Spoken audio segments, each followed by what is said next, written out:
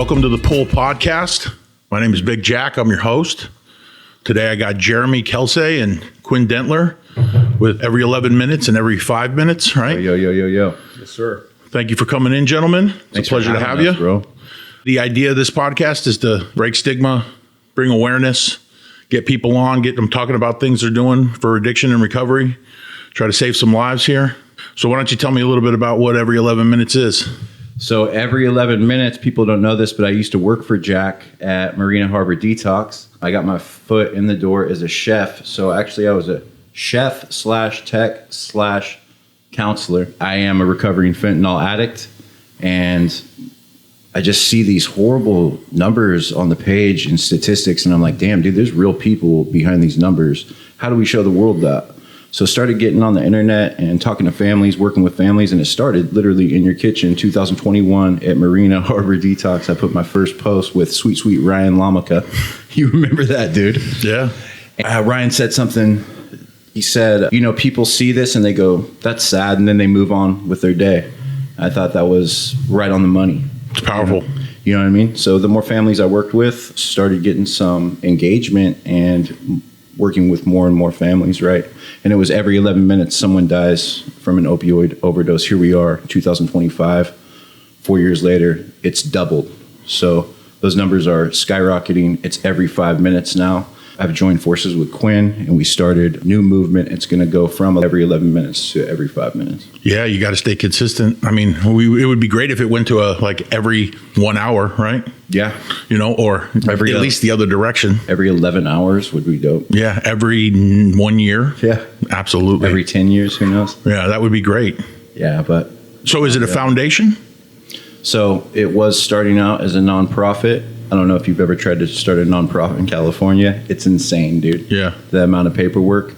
I brought a bunch of people on the board, and we had, differing ideas, great people, but I wanted to learn about the disease. Is it a disease? Is it a choice? And I went to school and found out it is a disease. When you say school, what does that mean? I go to SRJC, getting my KDAC, which is Certified Alcohol and Drug Counselor certification. Sure. I've been a RAD-T for almost too many years, right?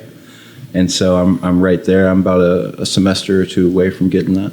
Nice. Yeah. Congratulations. Thanks, man. And so you work in the field?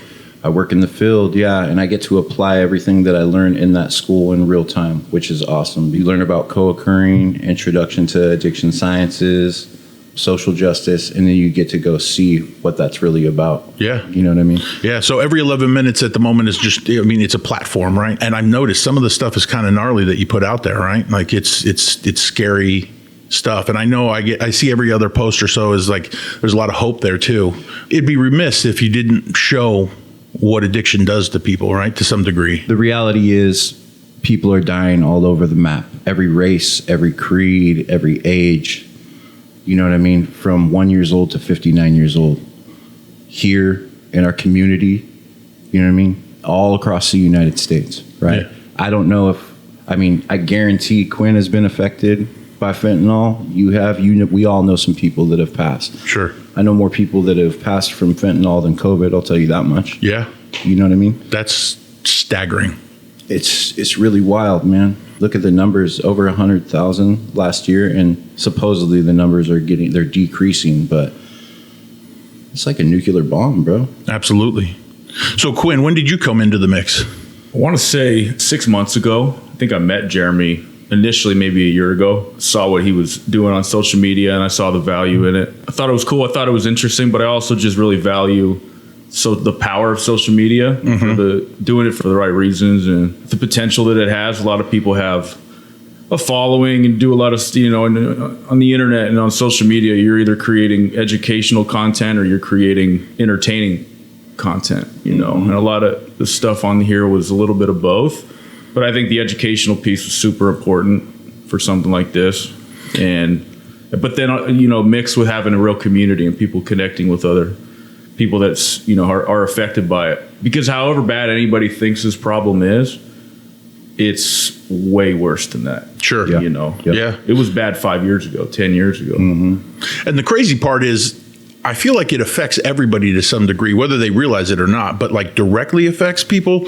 I mean, everybody talks about the 7 degrees of separation and stuff, but like everybody, if it's not in your family directly, it's usually a cousin or somebody close enough that is affected by these things. And so it's almost shocking that, to go back to the point about Ryan Lamica, right? Which is, he had mentioned, people just scroll and they see it and they go, that's sad. And then flick to the next video where there's a kid juggling something and it gets more likes or something, right? Yeah. It's like, I don't understand it, right? Like I don't, the purpose of this whole thing is to hopefully make it so people stop scrolling and actually start paying attention, right?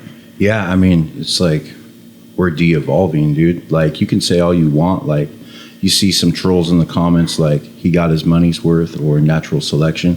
But really, we're all in this shit together, dude. Yeah. We're all part of the human race. So people see that. They're going to pay attention to that. Yeah. And what can we do to shine a spotlight on this problem? It's a problem. We're losing way too many people, man. Yeah. You know what I mean? And so does it go just beyond showing up on a podcast? Does it go beyond just talking about it peer to peer? Is there things that you guys are doing that are pushing this agenda a little bit more and trying to, have a voice to it? What else is going on? Well, I think it's important that me and Quinn, like, our job is to help people save their own lives. So we're in this fully. Sure. He's been in the game a lot longer than I have in the treatment game. So maybe he can speak on that. I see the power in having a community like that online. I mean, the power in community just in general, psychologically for people, is invaluable, especially when it comes to recovery. And seeing what he was doing online and the community that was on there, I kind of started to think about what I do and what I have experience in and what I do on a day-to-day personally and professionally, and kind of what his expertise on social media and online. And I really saw a huge opportunity for us to make even a bigger sort of effect in that way, because a lot of what I do is relationship based, locally and nationally, treatment providers and different recovery communities. And I have a pretty big reach, and I'm very fortunate for that. I just saw an opportunity to kind of expand it over to Facebook as well, where there can be a lot more, engagement. There's a lot of people on there that aren't on Instagram and TikTok. What makes it a lot easier for people to actually have a conversation. Because it's one thing if you see like oh, that's really, really sad. That's horrible that this 19-year-old kid died because he thought he was taking a Valium. But then it's a whole other thing where people can actually connect with each other. And I think one of the goals is to get actual people on like a podcast or on have some sort of an actual real conversation with somebody who's lost somebody or somebody who's actively losing somebody, and to have a real conversation, not just in comments, but on some kind of a live video, something like that, where people are supporting each other. None of us would have the lives we have today without the people around us that have had similar experiences. 100%. Absolutely. I couldn't agree more to that. And the community aspect, right? Because nobody does this thing alone, right? Mm-hmm. Nobody can do this thing alone. And the idea that all it takes is sometimes just getting a little bit vulnerable with somebody. And that's probably the hardest part. And one of the things that I see is nobody wants to admit weakness to some degree, right? Yeah. But there's power in it. There's power in admitting that you don't have control over this thing, and you will lose that fight every time, right? Like, it is a progressive, fatal illness, right? Once you're, physically addicted. I mean, it's clear by watching what people do or are willing to do to get that drug, right? Which is gnarly. And so the other thing is that, like, it's not just fentanyl that people are doing. Fentanyl is in everything. Here's the thing is, like, most hardcore fentanyl addicts that know they're taking fentanyl, like, I was a heroin addict, and most of my ODs were when the fentanyl was starting to come in. But most of us are, like, indestructible, like termites out there, right? But even we're dying. I'll tell you a story a little later about I had to bring someone back the other day. Why don't you just get into it now? Yeah, my dad had heart surgery. I'm coming out of it. It was successful. So, my dad's got a new heart. Glad to hear it. Which is cool. Modern medicine. They came up in there. They're like, so we're going to take your dad's heart out of his chest for 60 minutes. Then we're going to restart it. I'm like, run that back. What did you just say, dude? And I'm looking at the dude that's about to remove my dad's heart, and he's got on a weird jacket and weird boots. I'm like, I don't know about this fucking guy, dude. But then I shook his hand, very firm handshake. Of course. Yep, you're removing my dad's heart. Yeah, I'm here, by the way. The jacket and the boots are just weird genius things. I'll take it. Yeah. You know what I mean? If he had like a wet noodle handshake. I'd be like, what if the dude taking out your dad's heart had a sorry ass handshake? Nope. Get the fuck out, dude. The fuck out of here, Dr. Phil. I need gifted hands. So that went well. By the way, big huge shout out to Sutter, dude. They know what they're doing with hearts. Holy shit. Dude. Okay. Yeah, but anyways, I'm coming up out of there with my girl, going back to the car, and this kid's laid out. I want to say 21, 22, blue, gone. In front of the ER or something? This was just on a side street. I think the Sutter is a little close to the TL over there. Okay. So in San Francisco. I started rushing over to him. Here's the thing: is my last overdose, the person I was with hit me with 2 Narcans, and they didn't work. So she started doing chest rubs. She had told me about that, right? As I'm rushing over, and I never got this girl's name, but there's a street team rushing over to him, and we met, it was crazy, man, because it would have took me more time to get to my girl's car, grab the Narcan, and hit him, but the street team was already on it, like 5 or 6 people. So she's holding him, I'm holding him. We wait 2 minutes because you got to wait 2 minutes. And I'm just like, I don't want to just wait here in this 2 minutes. I start doing the sternum rubs, the chest rubs. Painful. I'm getting in there, left side, right on the heart, which is weird. I'm just thinking, and he's not coming back. She hits him again. I says, 2 minutes, let's hit him again. Hit him. He's not coming back. I just kind of start a little harder on his chest, and he comes back. And so I helped him up and got in front of him, and I'm looking at him, and I'm like, this dude's a seasoned addict. He's got track marks all up and down his arms. He shouldn't. This is how powerful that shit is, dude. Like, he probably took 1 hit off foil and went out. That's how strong it is. Sure. Right? And so I got to sit in front of this young man, and I was like, hey, bro, this ain't it. What you're doing, this ain't it. I got 4 years clean and sober. I was right where you were, man. Just know that you're valuable, bro. And he's like, he's coming out of it, but the first thing he sees is this big red face telling him, you could do it, bro. You're fucking valuable. Yeah. know? Yeah, that's good. Because they usually wake up kind of angry, right? Because you're basically pulling them and putting them in a withdrawal almost, right? Isn't that what that drug does? It's a real thing. So I'm holding his arm when he's coming back, just in case, and he's got his right arm loose. And I tell her, hey, watch that arm. Yeah. Some people come up swinging. Right. EMTs tell me this shit all the time. You got EMTs that are so salty. You'll see them in the comments like, let them die. It's crazy, bro. This segment of the Pull Podcast is brought to you by Heartwood Home Detox. That's bizarre. And they'll say that until they're directly affected, right? Until they lose a parent, a sister, a cousin, whatever. It's like, and that's the direction we're headed, is eventually everybody's going to be directly affected. I'm surprised it already isn't there yet, to be honest with you. Yeah. That's wild, man. Yeah. Thank you for sharing that. And I'm glad your dad's okay. Yeah, man. Yeah. He's getting it. Going back to the over 11 minutes portion of it, right? So you had mentioned something along the lines of bringing awareness and things of that sort. Are you doing things in the community with that? Do you go to schools? Do you go to I imagine like Fentanyl Awareness Day was just like last week or 2 weeks ago, right? Yeah. I was on a panel with a cop actually, which is just showing you like how the contrast is with recovery. You know what I mean? I never thought I'd be in the same room as a cop. Like dare? Let alone shaking his hand. This dude was hella cool, though. I tried not to like him, bro, but he had a sick-ass top hat. Dude had an Australian accent. And then I did my testimony. He's all, it was fucking awesome. Yeah, how do you hate that? Yeah, you can't hate that, dude. Yeah.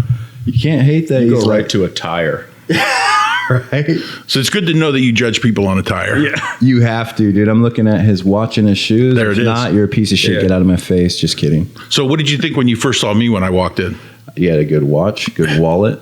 Hey, I passed the test. So I was worthy of you sitting down and having this conversation today. Yeah, come on, dude. I don't judge. Better come correct when Jeremy showed up. Yeah, exactly. Clean your shoes. I did wipe them down this morning. I literally have on $20 shoes, but. Well, out of curiosity, though, you go into schools and talk about this stuff too, right? So talk about these panels that you're sitting on. How does that get set up? Do you reach out to these people? Do they reach out to you? Because you have a pretty good following at this point, right? Mm-hmm. There's a decent amount of people that follow your pages to the point where they're like, I imagine you get invited to things, right? Like this. That's how I found you guys. Yeah. Definitely going to podcasts, sewing up things locally, right? So I get invited to a lot of stuff. I got to go to Texas this summer and LA to the Hopeaholics and stuff like that, but really what fills my cup is going to these local things like the thing on the 29th to talk to the community of Sebastopol, which is right around the corner where I grew up on. A lot of people, when they get clean, they want to relocate. And I wanted to do it different. I wanted to go right back into my community. I wanted to go right back into the homeless encampments. I wanted to go right back to Cancer Park where I almost died. I wanted to do something different. I want to hand out Narcan. I want to let people know, hey, I'm still here, bro, just on a different capacity. Mm-hmm. I want to be able to be their light. Like, I can do that if Jeremy could do that, because Jeremy was on a sick one. And that's the thing, right? People know who you are out there. So in a lot of ways, it's good to have that local person that they're like, I used to get high with that guy and look at him now. Yeah, absolutely. Right? Because people need to know it's possible. And that's the coolest thing is that on a daily basis, I guess we're kind of walking proof that this thing works, right? It's kind of a responsibility that we have in order to keep that going, right? Absolutely. People are going to hear your name if you're out there. Like I said, integrity it's not a part-time job. You know what I mean? And if you're doing the right thing, and at the end of the day, you could say I did my best, people, that energy is going to translate. Like, I remember hearing this guy's name when I was so many times before I met Quinn. I heard his name, on a good note, So it's cool to just like finally meet him and start doing some work with him. It's not for the faint of heart, though, right? I mean, your phone is going off 24/7, 365, holidays, all that. Like, it must be tough to juggle, right? Yeah, but going into like, I brought meetings into jails and hospitals and detoxes, and went into high schools to talk about it. It's like, but aside from that, I'm kind of following Jeremy's lead on doing a little bit more of that in the community outside of just bringing meetings in, but rather like coming in and doing like a real talk. Because I think those are the opportunities where it's one thing to say what my purpose is or what my, this is my why. That's when I really feel like plugged into my purpose and what I'm doing, is having that conversation. I've always had a mouthpiece. I've always known how to talk and communicate to people and connect with people. I think doing more of that's going to be, super, super valuable. Well, yeah. And that goes back to your story, right? You had to overcome something for it to hold depth and weight, right? To be valuable, to be that person that's in front of somebody saying like, if I can do it, you can do it. Yeah. I noticed on your water bottle here, it says fuck fentanyl and it says defent. What is that? Yeah. My kids gave me this cup. My daughter Jaden gave me this, and my little babies Jason, Jada, all J's, got me this thing. And the kind people at Defent gave me this amazing sticker. Yeah. And what do they do? Fentanyl test strips. Okay. Yep. Oh, I see. So it's so that way they could, because fentanyl's in everything now. It's not just fentanyl. So like Quinn had mentioned a Valium earlier, meaning like pressed pills is what I'm understanding, right? Can you guys talk about that a little bit? Like, yeah, it's in all sorts of stuff. Cartels are putting it in it. You can pretty much get anything aside from opiates, and there's a chance that it's in there. There's all these numbers going around on what percentage of pills actually have fentanyl in them that are pressed, that are as opposed to what it used to be. Which you knew what you were getting. Even with heroin, you generally knew some was stronger than another, but you had a pretty decent idea. Now it's like, it's horrible, man. I hear about kids that are like, they go to get an Ambien on Snapchat, which is where a lot of it happens, and then their mom finds them or whatever. And it's wild. Everything, including weed, apparently. I was just going to bring that up because I thought I saw a post the other day about a guy mentioning something along the lines of it's in, they're finding strains of it in weed. Hey, here's the thing, and big shout out to Ali, who we work with on Every 5 Minutes on the Facebook page. By the way, go follow that. There's a story, I don't have the exact details, but 2 people split a pill. One had no fentanyl in it, and the other one overdosed and died. Was poisoned and died. Right? So we call that the chocolate chip cookie effect, because these aren't freaking rocket scientists cooking this shit. You know what I mean? Right. It's or not pressing this shit. It's not Pfizer out there like with the big labs or anything. It's done in a garage or something. They don't have on a white coat. They don't have a beaker. They don't have a degree. It's more like Walter White type shit. Yeah. Actually, Walter White, I would trust him a little more. You know what I mean? Yeah, that's how bad it is, probably. They call it the chocolate chip cookie effect because one part of the pill could have nothing. The other one could have all the fetty. And then dead. So that's scary too, because if people even break off a little bit of it, it could be on the wrong end of the chocolate chip cookie with the test strip, and it could still happen. So like the best way to go about that whole thing is just don't get your drugs off the street anymore, and hopefully get sober. I mean, ultimately, right? Like, yeah, the idea behind the test strips is to, if you get 5 pills, crush one up completely, put it up in there. I don't know. It's a good idea, but out of those 5 pills, here's the thing is they say it's now 6 out of 10 pills could have a deadly dose of fentanyl in it. It's 10 out of 10 pills, dude. You can't trust shit off the street. You have to treat it like it's 10 out of 10, even if it is 6 out of 10. I'm saying it here. It's 10 out of 10. Good. I'm saying it here, dude. It's 100%. Unless that's prescribed, unless you trust the place you're... I was going to say, if you're going to smoke weed, grow it yourself. I'll just say that. You know what I mean? Or trust the dispensary. But also, I hate to put the stigma on it, but we do get stories of people getting shit from dispensaries, gummies, and poison from fentanyl. There wasn't enough due diligence behind it.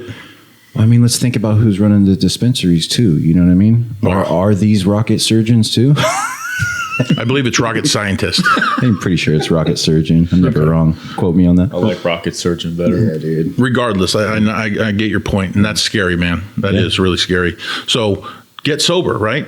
If you're out there, you got a problem where like it's no longer safe to use anymore, just get sober. And besides, your life gets better, and you start to enjoy it. I mean, I know when I got sober, like I felt like I could do anything all of a sudden, right? Like it was the limitless. Like not taking a pill is actually the limitless pill. It really is, man. And that's what people don't. I feel like people don't give themselves enough time to have. I call them glimmers, where you finally have a moment that you're absolutely authentically happy without drugs or alcohol. Mm-hmm. I think it takes a couple of months, sometimes, a little more for some people. Yeah. God, dude, if they could see their potential, you know what I mean? I saw a Tom Holland interview on a podcast. It was interesting. He had said something along the lines of, I did dry January. And he goes, it was so hard that I felt compelled to try to do it for February too. Right? Like, so this is a guy that hadn't suffered any consequences yet, but he could see the pull essentially that alcohol had on him, and like the decompression that happens when he was able to drink finally after a day's work or something, right? A hard day's work.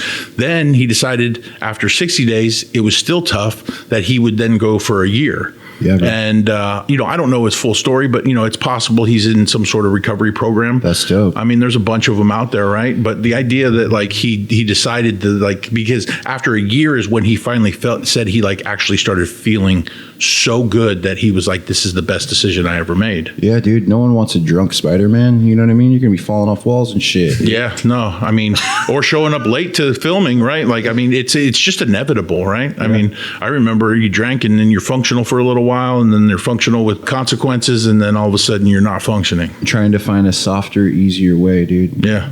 Anything we could do to like not have to do the hard work, right? Yeah. Interesting. This segment of the Pulled Podcast is brought to you by Creekside Recovery. Quinn, you've been sober for a while now too, right? Yeah, celebrated 12 years in November. Holy mackerel. That's right, dude. That's wild. And you're a young guy, so you got sober at what age? 22. Awesome. And I didn't have much of a, it was a pretty painful, sad, lonely last year or so, I mean, my 18th birthday, I was in juvenile hall. My 21st birthday, I was in living in a car that didn't run anymore. In the middle of the trailer park that I sold for $50 on Christmas Eve, I think, in 2010. For somebody else to live in? I don't know what he did with it. It was a joke. German made. Yeah. German made. Didn't run. 310,000 miles on it or something. And then sleeping in a park, in my 22nd birthday, and like just found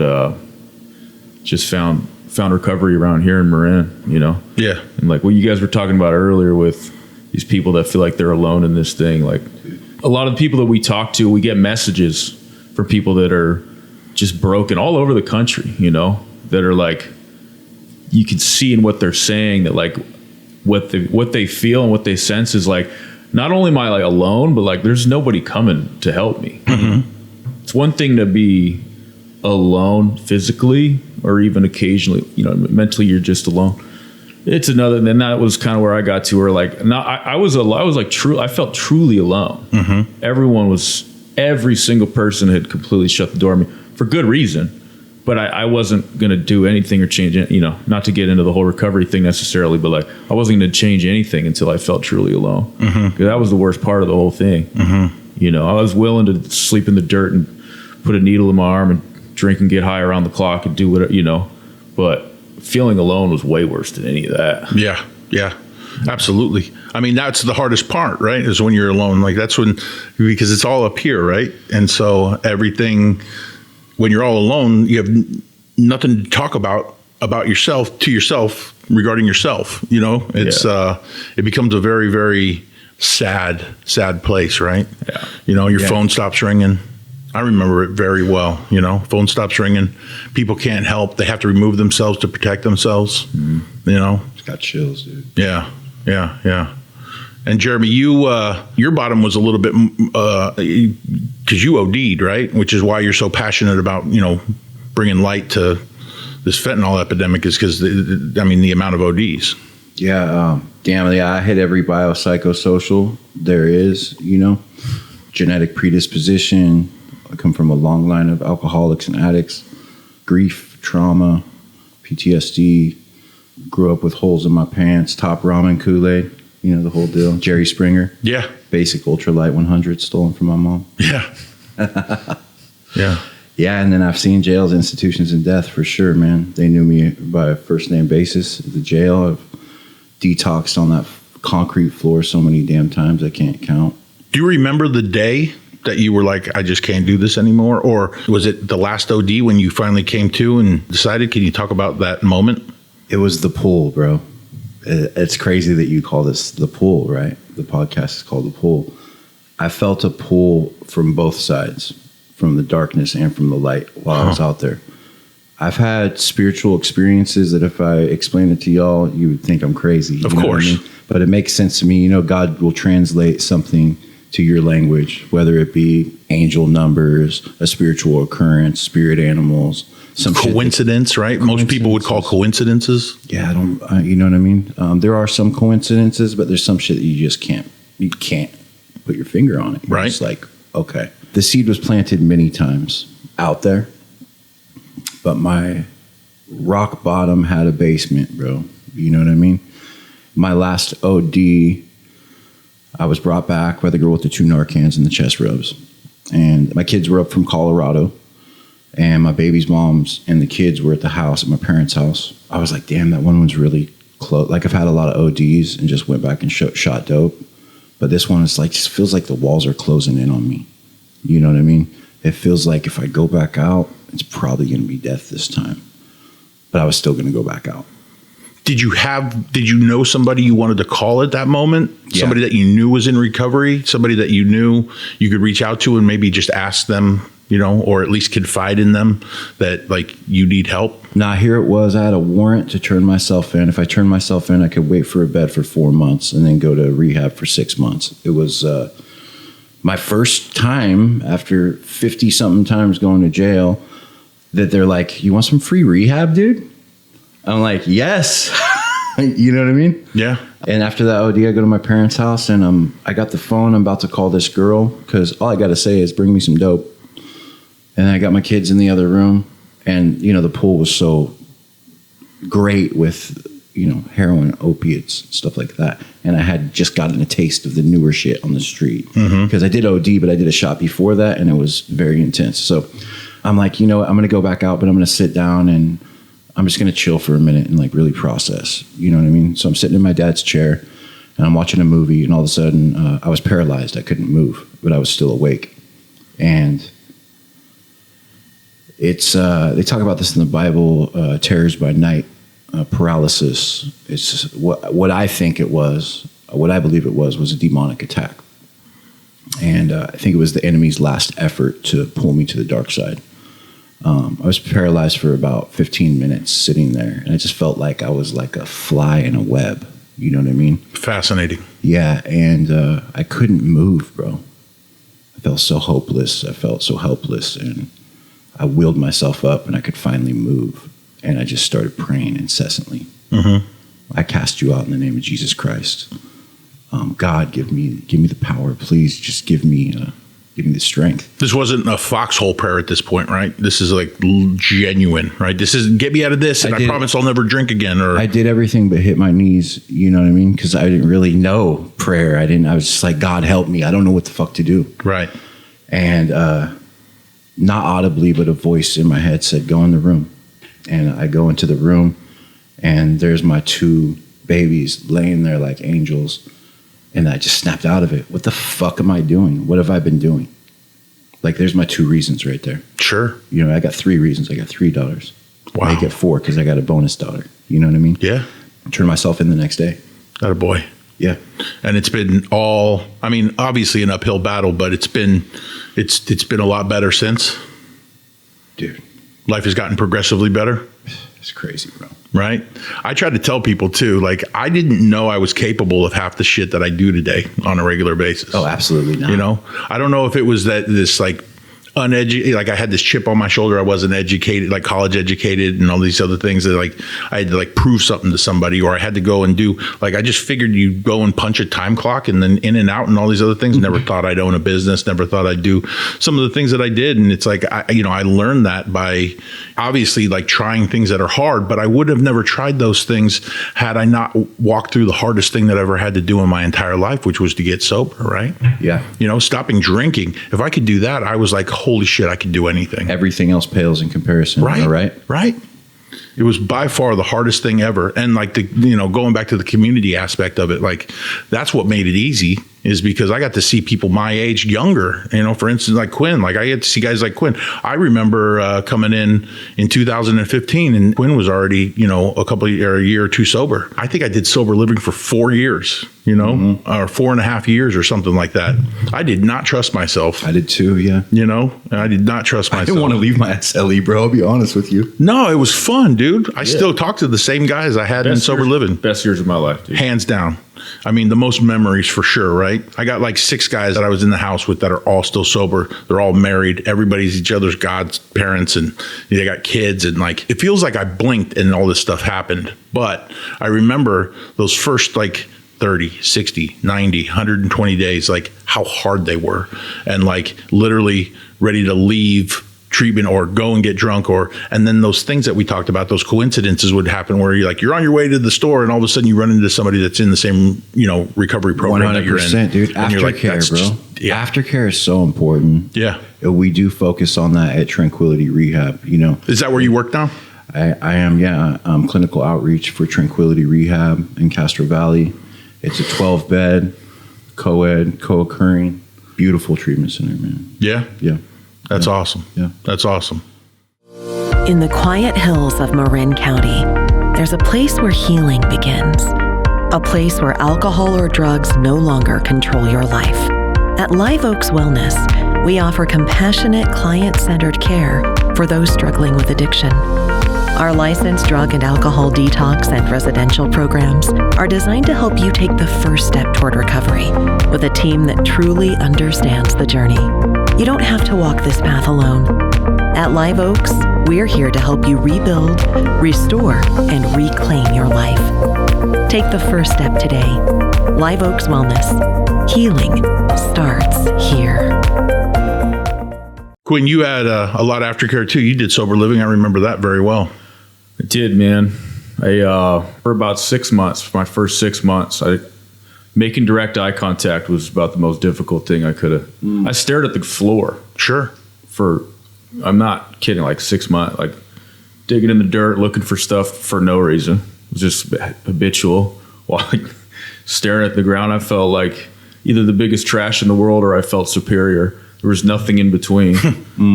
More often than not, inferior. My place in the world was, you took away. My only solution in drugs and alcohol was God took it away, right? Thank God. But like Yeah, it took me. I was in sober living for 3.5 years. I didn't really make a whole lot of progress right away. I was just looking at pictures that I got an album in my phone that just says SLE, and it's pictures from our sober living. It's just unreal. But yeah, it was the best thing I ever did. Sure. I would go back tomorrow if I could. I would go back. I would go to treatment. I'll go to sober living. Do all that right now. Oh yeah, that's how fun it was, right? Yeah. Fire some guys up. Within 72 hours. Relapse. I'd be pissed within 72 hours, realistically. Oh no, I'd leave after 18 hours, but like I still desire to go back.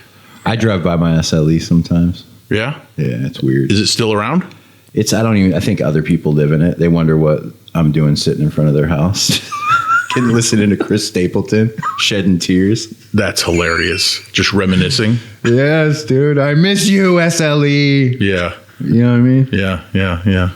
Walk up to their door. Hey, can I maybe come in for a minute? Come out of the rain. Is that weird? You're telling them you don't like their shoes? Checking the mailbox for old mail. I know you guys have coffee and leftover donuts that are 4 days old from a recovery meeting. Absolutely. They're like, we have no idea what the fuck you're talking about. Please leave before we call the police. Right. Yeah. No, that's funny. I was counting the people that passed away that I lived with at sober living. Ugh. And it was like it was 10 or 11 people that I lived with are gone. Over those 3 years? Yeah. And that's just what you know, right? There's probably a lot of people that came and gone that you lost touch with that maybe you don't know. These are people that were long enough there that I built a relationship with them that, lasted beyond sober living. And so, yeah, then there's those guys that, even some of these pictures, like every dude in these pictures are either dead or in jail or in the street, pretty much, except for maybe one or two of us. Yeah.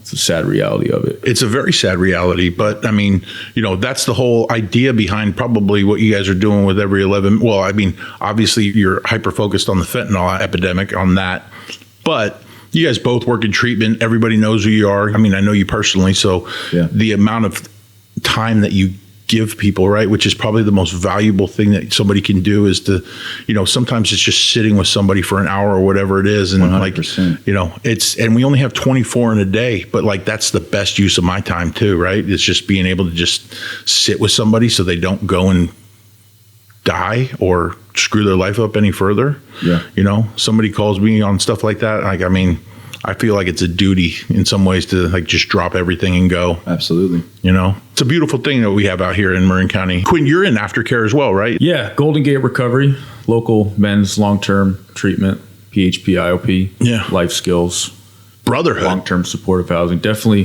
very, very strong community. Tranquility's the initial, month or two detox residential. We sort of partner in different ways as like kind of the next level of care when they're done over there. But yeah, I would say the main thing that we have is community for sure. Yeah. With the clinical aspect Monday through Friday with house, and then separate from the clinical office with therapists, doctors, case management, yoga, breath work, all the different stuff day to day. And then afternoons, evenings, and weekends, outside meeting. These guys are really connected to each other. Yeah. Huge. And the greater recovery community. Got our 3 PHP, IOP houses, and we got 3 more standalone sober livings, and they all know each other on a first name. That's like 60 guys right there. Wow. They know each other on a first name basis, and not to mention the dozens of alumni that just live in the community. Or at other SLEs, right? Yeah. Oh, they're all over. Yeah. They're all over. I think every other SLE is full of our guys, Yeah, we're the only place that is sort of structured in this way around here. So they're digging through everything. People are like, there's the GGR guy, there's the GG, So it's a gift, man. It is. It's really cool. Long-term recovery. The numbers are proven, right? The longer somebody stays in some sort of treatment, that's what they were telling me, right? Which is, I'll be honest, I did have a little bit of a selfish reason to stay in sober living aside from, I probably wished I didn't live there 4.5 years, if I'm being honest, but towards the end it got a little tough. But, I was in debt, and still rebuilding my life and working at a job, a get well job for $20 an hour. Bro. And doing that, and just, I didn't have to pay rent. So it was beautiful. So every dime that I had, aside from the food that I ate, was going towards paying back my parents, paying back the credit card companies, paying back the like whatever. I just remember, like, I want to go back to that point that Quinn made where he's just like, dude, I couldn't make eye contact with somebody for 6 months. I didn't even think about that, but that was me as well, right? And that's probably because I had never been honest in my entire life, and like I kind of felt like everybody could see through me at that point, right? Because they Fucking knew, wild animals out there, dude. and the fact that like I remember going through the process of the recovery program that I'm involved in. There's a portion in that in which you go and make an amends to somebody, right? Cleaning up some of the things that you did. And I believe that probably about the 6th or 7th one that I did, I come out of, and all of a sudden, like, I don't think I was, that's when I realized I was staring at the ground for a certain period of time. I think I was at like 8 or 9 months. So I might have been staring at the ground longer than you had. Coming out of that amends process where you just like, all of a sudden you're not as afraid of somebody tapping you on the shoulder, thinking about something you did to them or didn't do or didn't show up or wasn't there or said to them or, God forbid, threw up in their car, whatever it is, right? Like somebody, like just going and just making it right and make sure that you're okay. And then I remember I walk out of it was a Panera Bread. I remember it vividly because it felt like I had never seen color before, right? Mm-hmm. And like I felt like I was floating in my car. Right. And like I believe that was when like the obsession, that they talk about had been removed, like that mental pull, that was the obsession was like, drinking was like, okay, there's a physical aspect to it too. The mental was the fucking hard part, right? Oh, yeah, sure. Just like trying to put together, like I said, 30, 60, 90 days. Like if it weren't for staying busy and guys in the house and doing all that other stuff, like there's no way I would have made it. There's still no way I would make it today. Like if I just, isolation, it wants to kill you. Well, they say, addiction is the opposite of connection, right? So you're making connections. You're seeing yourself in other people. If you see yourself in one of your homies and he's got 180 days and you're only at 2 months, that's the mark, dude. Mm-hmm. If he can do it, I can do it. Sure. You know what I mean? I thought I could go back out and drink just as long as I didn't use my drug of choice. So I was actually drinking in my SLE, for 4 months. And then, like they say, it's just like switching seats on the Titanic. I don't think that's allowed. I'm pretty sure you were putting other people at risk. Nope, I'm never wrong. We're good. Yeah. I'm never wrong. Maybe you keep that story to yourself for a while. No. So maybe sit the next couple of plays out. So this is important. Check it out. So I'm listening. I thought I could get away with it, but like I said, it's just like switching seats on the Titanic. You know what I mean? Amen. Eventually, I would go back to my drug of choice. I didn't know it, but I woke up out of a blackout one morning, 4 months in. I'm like, hey, I'm really doing this drinking thing good, huh? And I must have just paragraph texted 50 people. Oh, yeah. Trying to call the plug. Me and my boy Danny are in the garage hitting our morning burpees. I'm feeling like shit. And he's the nicest dude in the world. And he looks at me, he goes, hey, man, you're a real asshole when you drink. And I'm just like, what the fuck did you say to me, Danny? How dare you say anything besides something positive to me? And he's like, dude, you grabbed my neck, threw me in the car, and we almost got in a fight in Katati, and you're saying to take me to the trap house. I'm like, what? I don't remember any of this. And just looking at sweet, sweet Danny's face and having that connection at the SLE, someone holding you accountable, you know what I mean? I flipped it around. I started the clock over. Yeah. You know what I mean? Because I don't want to be one of those guys like I got 5 months clean and 4 months clean or 6 years clean and sober. You know what I mean? I just want to be clean and sober, abstinent, started the clock over. All substances, anything mind altering, right? Absolutely. I was going to say that's California sober, but I don't know if the blacking out of your SLE and choking out your roommate counts as California sober. I think that just counts as drunk. Yeah. I also want to talk to Danny because all he did was call you an asshole for drinking at the SLE rather than pointing out that you're not supposed to do that. Yeah. But it came a lot. It meant a lot coming from him. Of course. And what I did too was I went into my medicine cabinet because I still had Seroquel from jail. I still had all kinds of shit that, hey, just because I'm taking 4 Seroquel and I'm clean and sober because they're prescribed to me. I took all those meds out of the cabinet, put them in the fucking trash, started living better, completely clean and sober. Sure. Started the clock over, bro. Yeah. You know what I mean? This segment of the Pull Podcast is brought to you by Immersive Recovery. I was in some sober livings a few years before I got sober. It was co-ed, useless house manager, probation, pending jail sentence, and it was like, all right, I'm just resourceful enough to stay high on things that don't show up on a drug test and to keep me busy and to keep me out of, self, just to relieve me of, the pure fear and anxiety that I have when I'm not drinking and getting high. But then also just crushing Seroquel every night and then eating, A whole cake? putting a bunch of cheese and tortillas and eating those till 2 a.m. Yeah. Smothered with just ketchup. Just waking up with a can of fucking random peanut butter and jelly, dude. What happened last night? No, dude? it was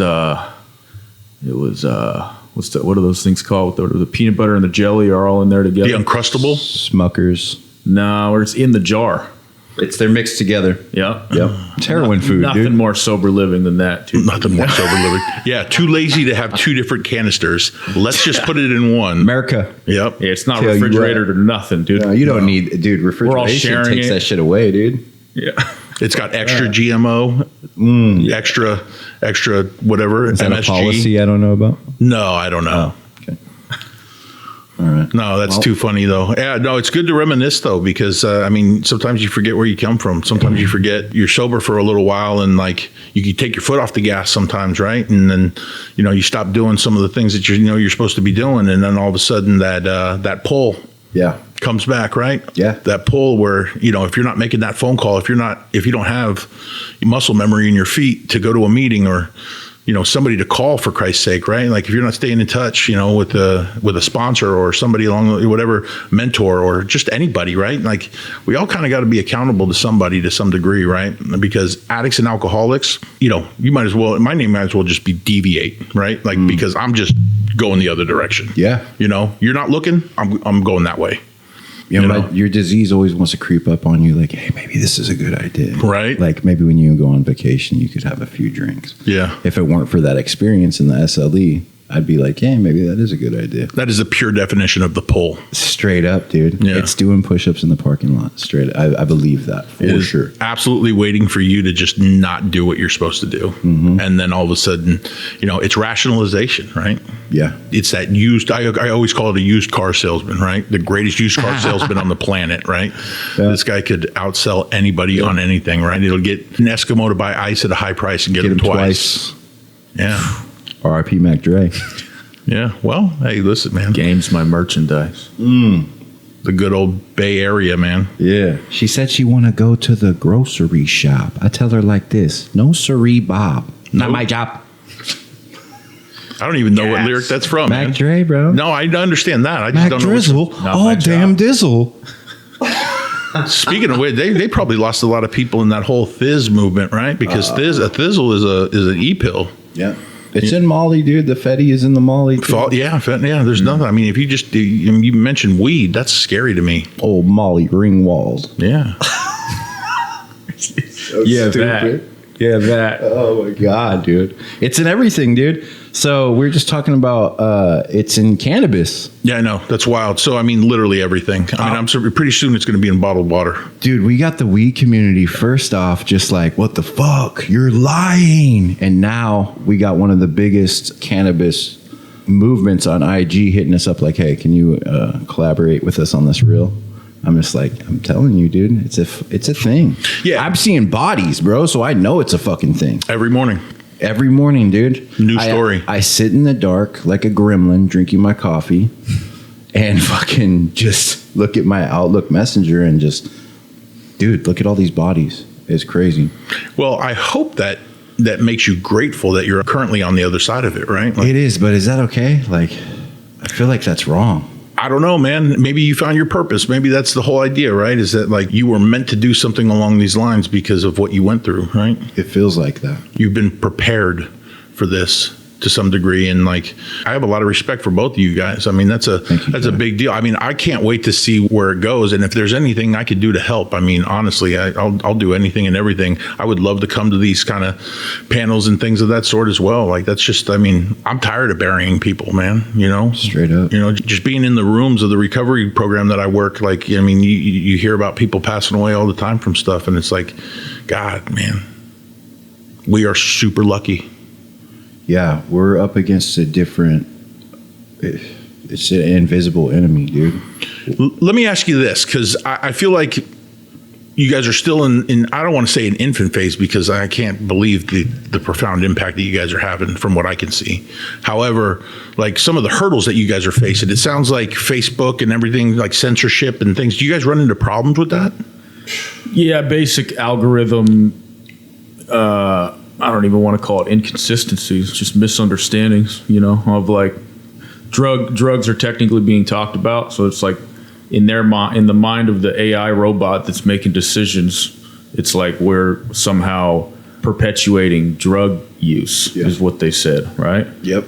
And if you're talking about drugs, you're selling drugs. Literally doing the opposite.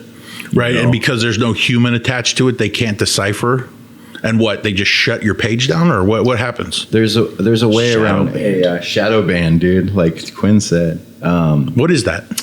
So a shadow ban is when you're going along, your page is doing fine, and maybe you go viral a little quicker than other people because it's a controversial topic. Mm-hmm. Here's why it's controversial. Snapchat was sued many times for people buying fentanyl online. So I think Facebook peeped game, and they're just like, let's keep an eye on an AI out on this and get rid of these accounts. So you can feel it because, like I said, they'll go through it with a fine-tooth comb, and they'll be like, something they should obviously, ban, like, I don't know, a mother screaming on a Ring camera. Okay, I could see you banning that. Mm-hmm. But to ban a picture of an urn, like, it's crazy, dude. We're memorializing somebody. So how do you get around that? Are there ways to get around that? Yes, indeedy. Well, you almost don't want to. So if we put it out into the Ether? it then enters the algorithm. Yeah. Skynet is watching. Yeah. No, but Mark Zuckerberg. Instead of using an E, you use a 3, right? So like fentanyl with a 3. I've seen that before, right? So AI cannot figure out two things. One, how to decipher a human hand. I don't know if you've seen these AI images with these weird hands and mouths. So they're idiots. And they can't figure out how to spell. So humans can see, obviously we're saying fentanyl if it's F3NT. Yeah, people follow that. But now we got to watch out for other words as well. You can't use died. You can't use, death. You got to use the A or the 3 for death. There's certain stuff that they're watching. You can't even say addiction, dude. Like, they're all over this shit. It's crazy.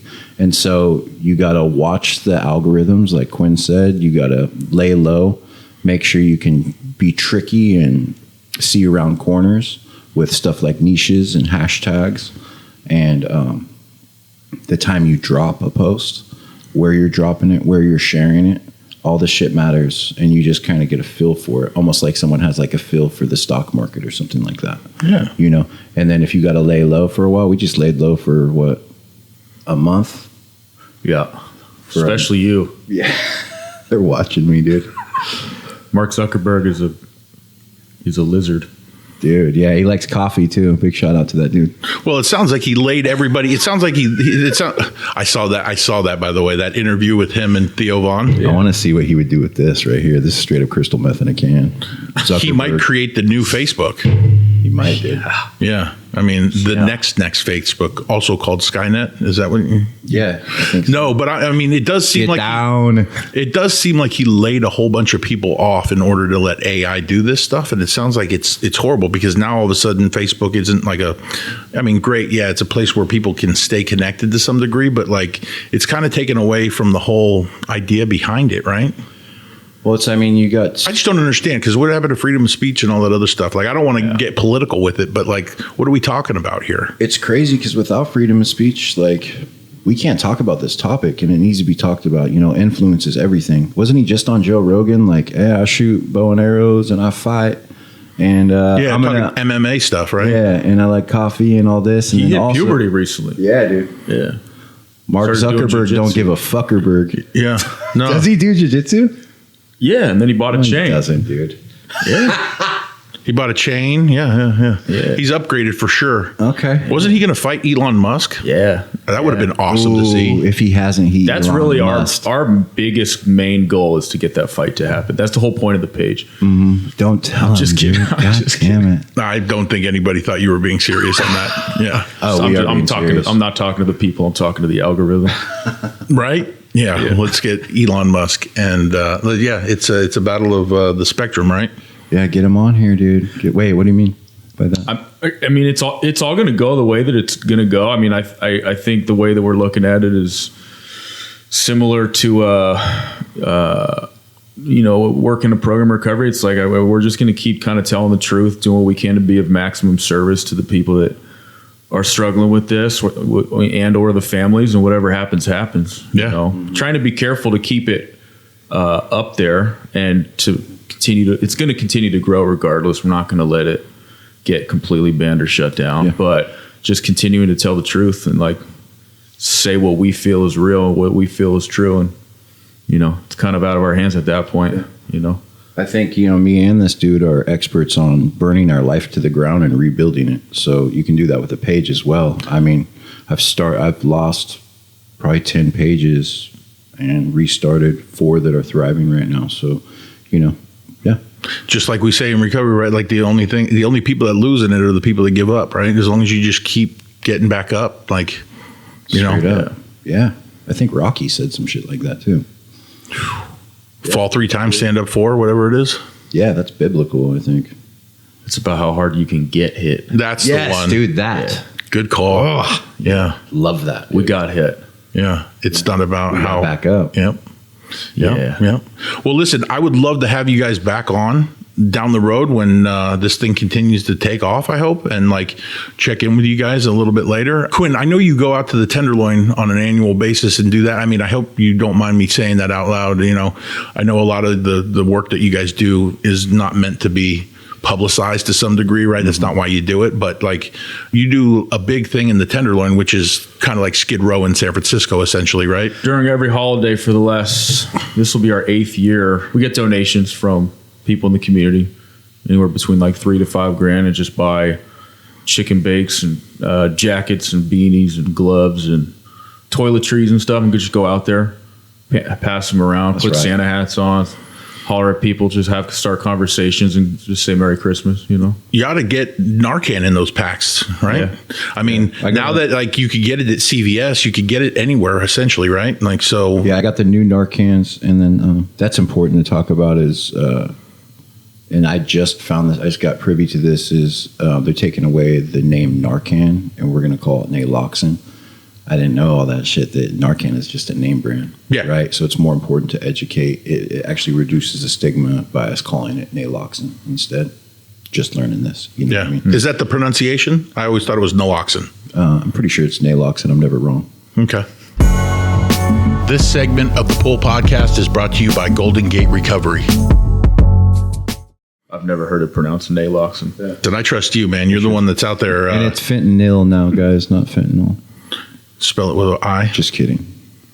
Is that a name brand?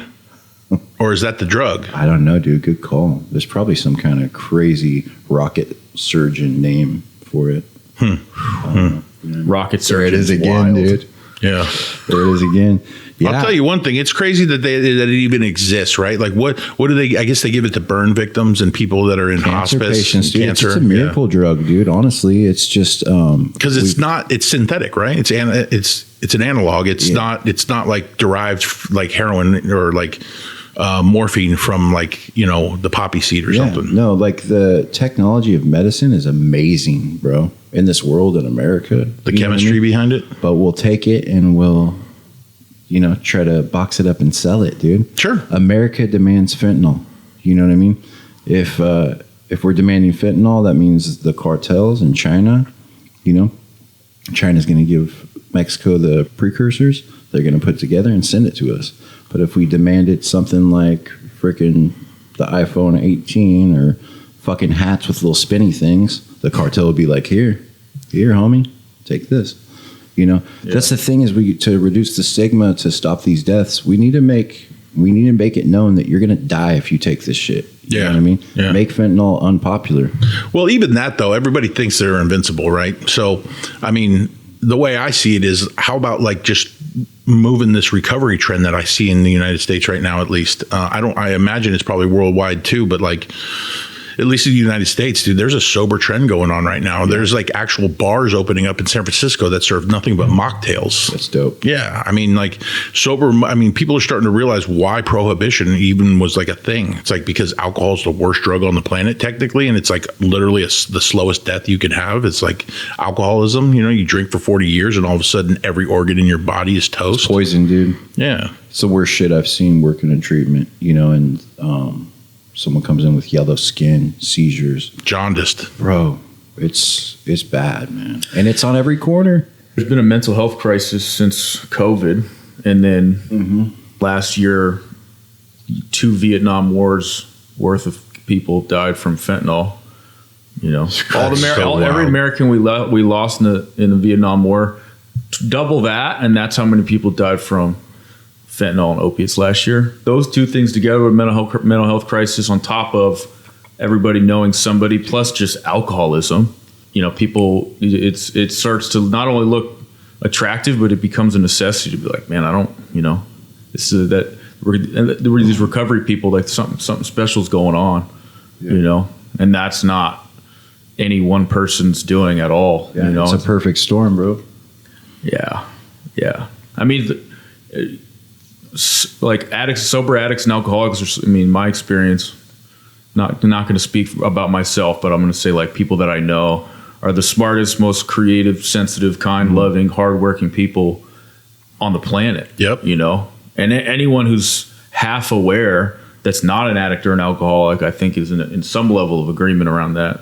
So it starts to look really, really attractive, you know, especially when somebody knows someone who knows someone who died from fentanyl, or somebody who lost a kid to fentanyl, or somebody struggling with opiates or fentanyl. It's like, it starts to look attractive. And then you got sober. I was just in New York. They got the same thing. Sober bars.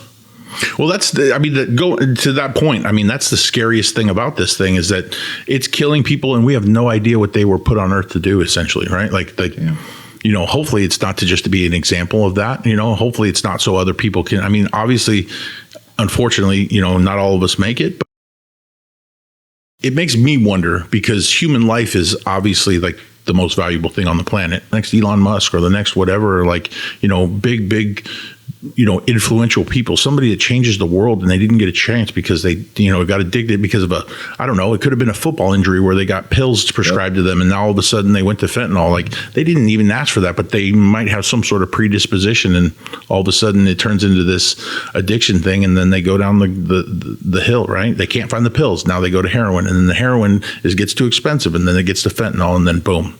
And like all of a sudden we don't have that person that was supposed to kind of change our world, right? Like, Yeah.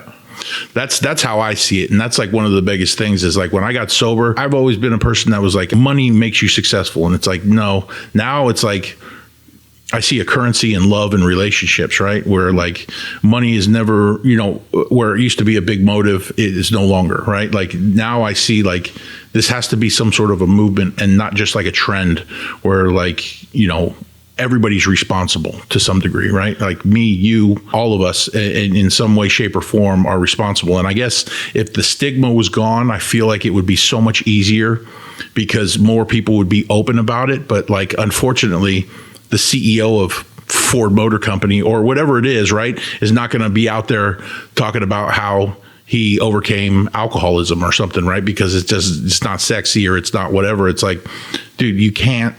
I mean, but if there wasn't a stigma and all of a sudden people are like, yeah, he's a human being. So like, yeah, he suffers from stuff, right? Like, it's like anytime you show any kind of vulnerability, now all of a sudden, like you basically limit yourself. Yeah. Vulnerability is a superpower, bro. Yeah, absolutely. Right. Admitting weakness, right? Admitting some sort of weakness is like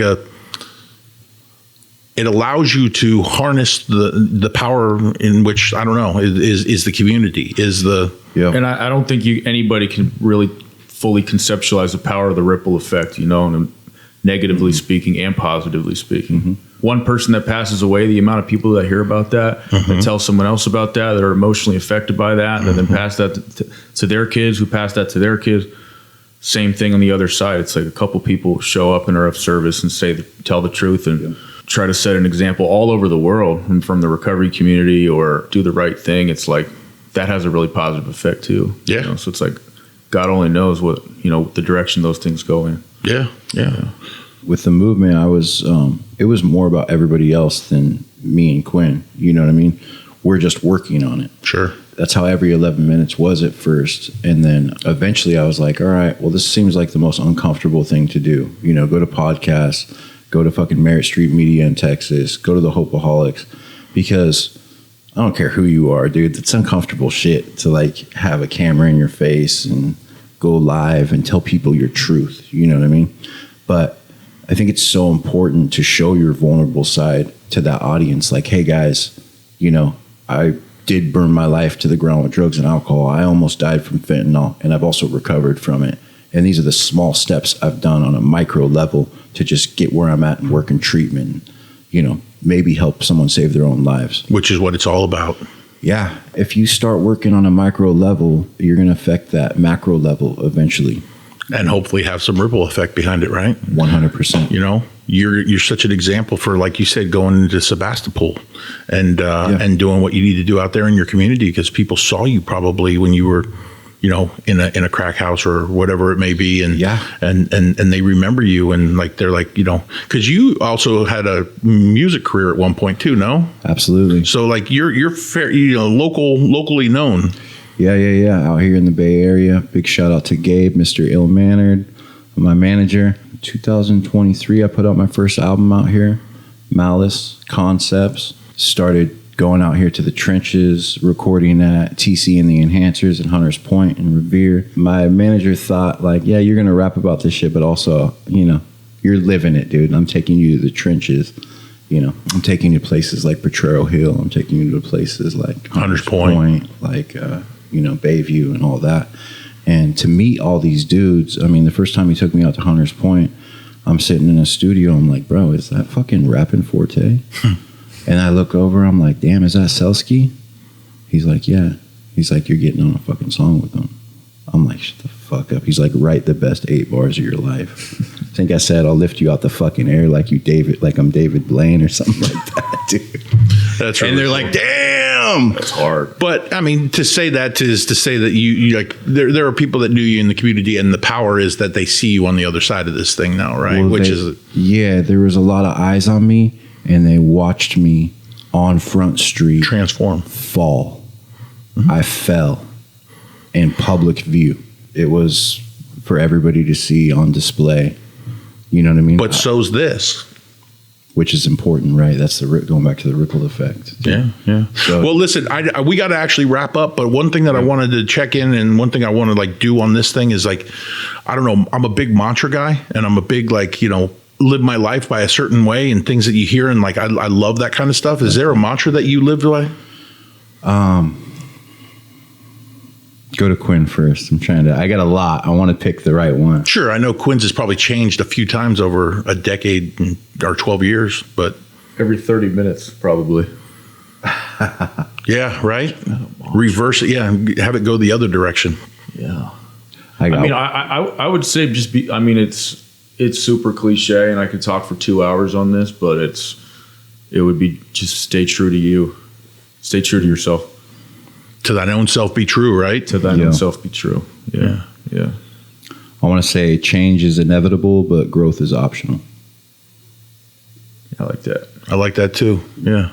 It's the one that stuck by me. Yeah. Yeah. And it kind of alludes to like the work is up to you, but it's going to take work. It's going to get uncomfortable. Yeah. Like an ice plunge. Yeah, of course. Yeah, you guys are definitely cold plunge guys. New drug of choice. Yeah. Right? Yeah. Didn't even come in. Well, I guess you have caffeine now, but you weren't even pre-caffeinated. Mine broke yesterday, so I'm experiencing situational depression at the moment. You're in ice bath withdrawal? I am. Yeah, you're too warm right now. Yeah. Shower, ice bath, dude. Best 5 minutes of your life. I've been having cold sweats this whole time. Well, I'll leave you with mine then. My mantra these days is let no one be deluded that knowledge of the path could ever be more important than putting one foot in front of the other. Woo! Damn. right? Because it's not much about better than mine. Oh well, Dude, I mean, why are you gonna one up us, bro? That's crazy. I had it prepared, right? Listen, I'm the one running this thing, so in a lot of ways, I've obviously it's something. But honestly, I say that when I go and share it different places and share my story and stuff, is I've just followed that, man, because I'll get stuck in the minutia of all this selfishness that I have inside of me, where I'm I don't want to do that because of this or that. I don't need to know where I'm going at this point, right? I don't know what the future has to hold. I don't even really care. I just know that putting one foot in front of the other is a wonderful way to live, because I have to do it simple. Because if I could complicate opening a paper bag, I'd be like, you did it wrong, and it's you're like that. I mean, I will overthink opening a paper bag to the point where I'm I could shave a millisecond if I just turn it this way, whatever it is. God, that's my whole life, dude. Right? Mm-hmm. It's just, and then spending all that waste instead of just showing up. Showing up is been the easiest thing for me to do as well, right? As long as I have that's the accountability aspect of it, right? It's just, all I'm responsible for is waking up, showering, hopefully brushing your teeth, and then go do your day and just try to be helpful and not be a dick. Yep. Very, very simple. One foot in front of the other. Another mantra right there, dude. Yeah. Don't be a dick. Right? I've heard that. I love that. But hey, thank you guys very much for coming in. I really appreciate it. I really hope to have you guys back on to get an update, maybe in 6 months, a year, whatever it is. And, in the meantime, if there's anything I can do to help, obviously I'm here. And you'll put the socials up on the. Oh yeah, yeah. All that. I mean, you guys will have copies of all this once it's finished and edited and doing all that. You mean just our? Yeah, should we plug anything or? Yeah, by all means. I mean, if where do they get a hold of you? Where do they follow you? Do you guys have a website yet? You can follow us on Facebook at Every 5 Minutes, TikTok at Every 11 Minutes, and on Instagram at every.11.minutes. Okay. And then what about every 5 minutes? Every 5 minutes is the Facebook one. Okay. Yep. And in the process of starting a nonprofit, you need to sort through the best way to, utilize that to help people. No, of course. Around awareness and stuff like that. You guys ought to get a grant writer in there too, right? Yeah. Somebody that can get you funds so you could take it on a larger scale, whatever it is, advertising, Narcan, or naloxone. What did you call it? I think it's Naloxone.